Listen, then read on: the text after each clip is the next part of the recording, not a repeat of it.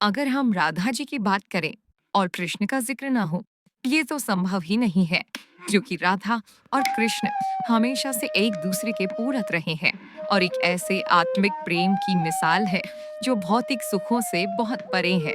यूं तो राधा कृष्ण का प्रेम अनादिकाल से चला आ रहा है, पर द्वापर युग में जब भगवान नारायण ने कृष्ण रूपी अवतार लिया तो संसार को प्रेम का सही अर्थ समझाने के लिए कृष्ण की ही अंश राधा ने यमुना के निकट रावल ग्राम में वृषभान और कीर्ति के यहाँ राधा रूप में जन्म लिया और जन्म के साथ ही राधा और कृष्ण की प्रेम कहानी शुरू हो जाती है।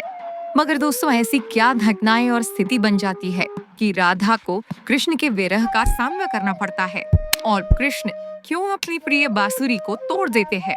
इन सब सवालों के जवाब हम इस वीडियो में जानेंगे। दोस्तों, कहा जाता है कि राधा जन्म से अंधी थी और स्वर्ग लोक से ये वचन लेकर ही पृथ्वी लोक आई थी कि जब श्री कृष्ण की प्रथम दृष्टि उन पर पड़ेगी तभी वो संपूर्ण जगत को देखेंगी, अन्यथा नहीं। तो देखा आपने कैसे शुरुआत से ही दोनों एक दूसरे से जुड़े रहे हैं। बचपन से ही कृष्ण अपनी लीलाओं और बांसुरी की मधुर धुन से पूरे बरसाना वासियों का मन मोहित करते रहते हैं और राधा और कृष्ण तो 8 साल की उम्र से ही अपने प्रेम का आनंद लेने लगे थे। श्री कृष्ण को अपने जीवन में राधा और बांसुरी दो ही सबसे प्रिय थे, जो आपस में एक दूसरे से गहराई से जुड़े थे। जब भी श्री कृष्ण बांसुरी बजाते, राधा उनके पास दौड़ी चली आती और घंटों बांसुरी की धुन में मग्न रहती, जो उनके प्रेम को और बढ़ाता गया। वो यमुना नदी के तट पर बैठकर घंटों समय व्यतीत करते थे, पर उनका ये सुखद समय कुछ ही वर्षों का था, क्योंकि जैसे कृष्ण के मामा कंस को उनके वृंदावन में होने का पता चला, उसने तुरंत ही कृष्ण को मथुरा में युद्ध का निमंत्रण दे दिया, जिसके लिए कृष्ण को अपनी यशोदा माँ और पूरे गांव के साथ राधा को भी छोड़कर जाना था। कृष्ण और राधा दोनों को पहले से पता था कि कृष्ण अब वृंदावन वापस कभी नहीं आ पाएंगे और बहुत समय तक एक दूसरे से मिल भी नहीं पाएंगे, तो इसलिए मथुरा जाने से पहले राधा ने कृष्ण से 2 वचन लिए। पहला वचन था कि राधा के हृदय में हमेशा केवल कान्हा का वास रहेगा और दूसरे वचन के अनुसार मृत्यु से पहले उन्हें कान्हा के दर्शन होंगे। परंतु इन वचनों को देने के बाद श्री कृष्ण को पता था कि राधा उनके विरह में बहुत विलाप करेंगी, तो राधा हमेशा खुश रहे, इसके लिए श्री कृष्ण ने भी राधा से वचन लिया कि राधा को कृष्ण की याद में अब एक भी अश्रु नहीं बहाना होगा। ये वचन लेने के बाद श्री कृष्ण मथुरा की ओर बढ़ जाते हैं और राधा वृंदावन में ही रह जाती है, जिसके बाद से राधा का वर्णन बहुत कम ही मिलता है। इसके बाद कृष्ण ने मथुरा जाकर कंस का वध किया और अपने माता पिता देवकी वासुदेव को मुक्त कराया और फिर उन्होंने मथुरा से आगे बढ़कर प्रजा की रक्षा के लिए द्वारका नगरी की स्थापना की, जिसके बाद से उन्हें द्वारकाधीश कहा गया। कृष्ण द्वारका में रुक्मिणी और सत्यभामा से भी विवाह करते हैं। साथ ही इनके अलावा भी कृष्ण की 16,108 रानियां थी, जिनमें से रुक्मिणी कृष्ण की सबसे प्रिय पत्नी थी। उन्हें केवल कृष्ण की छवि को देखकर ही उन्हें अपने मन में बसा लिया था और कृष्ण से विवाह के लिए वो अपने भाई रुक्मी के विरुद्ध भी चली गई थी। प्रेम पत्र के माध्यम से कृष्ण को बुलाकर और कृष्ण के साथ भाग गई थी। फिर उन्होंने कृष्ण के साथ द्वारका नगरी में सुखपूर्वक अपना जीवन व्यतीत किया और कृष्ण भी अपने दैवीय कार्यों में लीन हो गए। दोस्तों, आजकल तो हम भौतिक विवाह को ही सच्चे प्रेम का माध्यम मानते हैं, पर राधा और कृष्ण तो एक ऐसी मिसाल है जिन्होंने तो कभी विवाह ही नहीं किया, केवल अपने मन और हृदय से एक दूसरे को प्रेम किया और उसी सच्चे प्रेम से एक दूसरे से हमेशा बंधे रहे। दोस्तों, राधा और कृष्ण के प्रेम की बहुत सी अलग अलग कथाएं हैं और उनमें से एक प्रचलित कहानी ये है कि श्री कृष्ण कभी कभी सोते ही राधे श्री राधे बोल पड़ते थे, जो श्री कृष्ण की रानियों को अच्छा नहीं लगता था। तो एक बार रुक्मिणी ने श्री कृष्ण से कहा कि हे प्रभु, प्रेम तो हम सब भी आपसे करते हैं, पर ऐसा राधा जी में क्या है जो आप सोते हुए भी उन्हें याद करते हैं? तो कृष्ण बोले, तुम एक बार राधा से मिलाओ, फिर तुम्हें खुद ही पता चल जाएगा और उनके लिए कुछ लेते हुए भी जाना। जिसके बाद रुक्मिणी राधा जी के लिए अब बहुत गर्म दूध ले जाती है और राधा के महल के द्वार पर पहुंचती है, जहां वो तेज और ऊर्जवान स्त्री को खड़ा देखती है तो उनसे पूछती है कि क्या आप ही राधा हो? तो वो कहती है, मैं राधा में ही उनकी सेविका हूँ। राधा रानी को 7 द्वार के अंदर मिलेंगी। तो रुक्मिणी जी एक दो करके ऐसे सभी द्वारों को पार करती जाती है।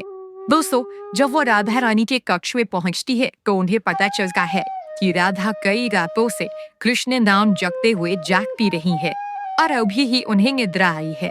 रुक्मिणी राधा की सखियों से कृष्ण द्वारा मिलने के लिए कहने के बारे में बताती है तो उठने में ही राधा उठ जाती है और कहती है कि कृष्ण ने आज मुझसे मिलने के लिए किसी को भेजा है। रुक्मिणी आश्चर्यचकित हो जाती है कि वे कृष्ण जी का नाम लेने से राधा जागृत हो गई और उन्हीं के बारे में पूछने लगी। कितना ही नहीं, जब राधा को पता चला कि कृष्ण ने उनके लिए प्रसाद भेजा है तो वो बिना कुछ सोचे रुक्मिणी से वो गर्म दूध लेके पी जाती है, जिसे देखकर रुक्मिणी हैरान रह जाती है। फिर वो राधा जी से बातें कर वापस आ जाती है।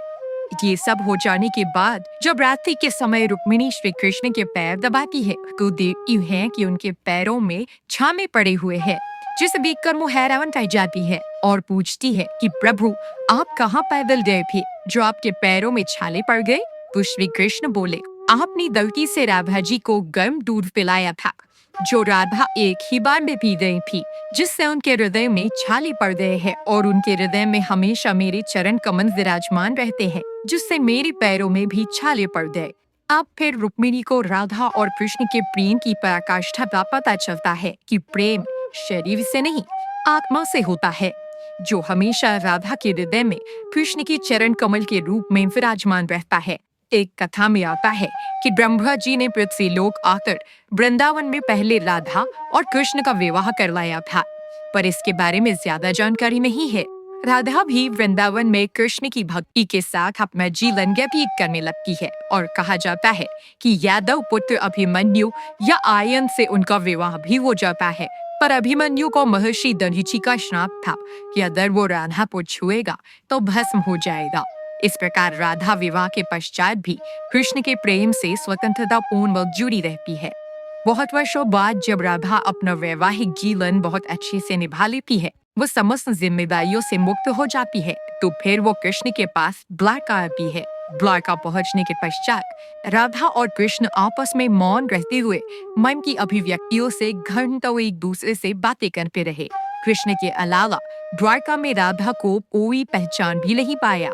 फिर राधा कृष्ण के महल में निवास करने लगी और कृष्ण में भी उन्हें महल ने देविका के रूप में नियुक्त किया, जिससे राधा महल में काम करने के साथ साथ समय मिलने पर कृष्ण की भक्ति और उनसे प्रेम पूर्वक बातें कर सकती थी।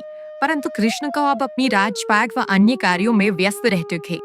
दूसरी ओर राधा अपने पुराने कृष्ण को ही याद करती थी, तो कृष्ण का पुराने दिनों जैसा साथ ना पाकर राधा का मन और अधिक व्याकुल रहने लगा और उन्हें डर सताने लगा कि कृष्ण की जो मनोहर छवि उनके हृदय में है वो कहीं धूमिल न हो जाए। इसी डर से राधा ने चुपचाप तरीके से राजभवन और द्वारका नगरी भी छोड़ दी। जिसके बाद ऐसे ही कुछ समय और बिताने के बाद जब राधा का अंतिम समय पास आने लगा, तब उन्होंने कृष्ण का स्मरण कर उन्हें अपने वचन की याद दिलाई। राधा के स्मरण करते ही कृष्ण वह दौड़े दौड़े चले आए, परंतु राधा की अत्यंत दयनीय स्थिति देखकर वे अत्यधिक भावुक हो गए और उन्होंने राधा से अंतिम समय में कुछ मांगने को कहा, जिस पर राधा ने उनकी सामने एक ही इच्छा प्रकट की थी कि वो अपने जीवन के अंतिम क्षणों में कृष्ण का वही रूप देखना चाहती है जैसा वो वृंदावन में देखा करती थी। वो उन्हें वही बांसुरी की मीठी धुन बजाते हुए सुनना चाहती है। दोस्तों, राधा का बस इतना कहना था कि कृष्ण ने अपनी बांसुरी उठाई और वही मीठी धुन बजाने लगी और बांसुरी बजाते हुए कृष्ण और उनकी धुन सुनती राधा दोनों की आंखों से प्रेम के आंसू की धारा बह रही थी। इतना ही नहीं, बांसुरी की मीठी धुन सुनते सुनते ही माता राधा ने उनके सामने प्राण त्याग दिए, जिसके बाद उनकी मृत्यु से कृष्ण इतने विचलित हो गए थे कि उन्होंने अपनी प्रिय बांसुरी को वहीं तोड़कर फेंक दिया था। तो ऐसे राधा की मृत्यु के साथ ही कृष्ण ने बांसुरी से भी हमेशा के लिए मुख मोड़ लिया, क्योंकि बांसुरी और राधा का एक अद्भुत रिश्ता था। इसलिए राधा की मृत्यु के पश्चात कृष्ण ने अपने शेष जीवन में बांसुरी को क्या किसी अन्य वाद्य यंत्र को हाथ भी नहीं लगाया। दोस्तों, राधा और कृष्ण की प्रेम कहानी के लिए तह